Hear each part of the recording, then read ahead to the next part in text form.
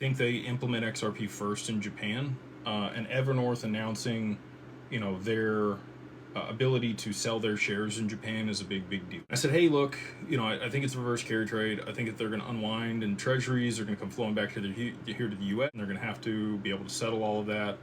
But anyway, he was like, can't say much, but it's pretty good. So anyway, all that to say, SBI is very important. They are 9% owner of Ripple. They also own a good portion of R3. Yoshitaka Kitao, for many years, was the financial hand to the prime minister that was there.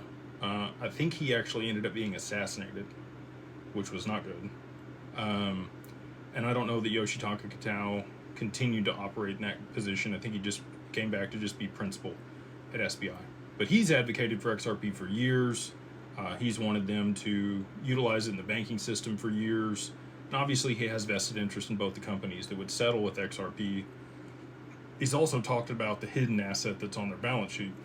So I don't know how much XRP they have over there for SBI, but the retail market in Japan is probably maybe even larger than that of the US. South Korea and Japan are huge fans of XRP, and they may even own more than those here in the US do on the retail side. But there are things that make you go, and make you dig a little deeper and do a little more research and think critically through things. And if you're curious and you don't just dismiss things, I think that a lot of that has cultivated a certain type of person finding this, which is unique to pretty much any crypto community that's out there.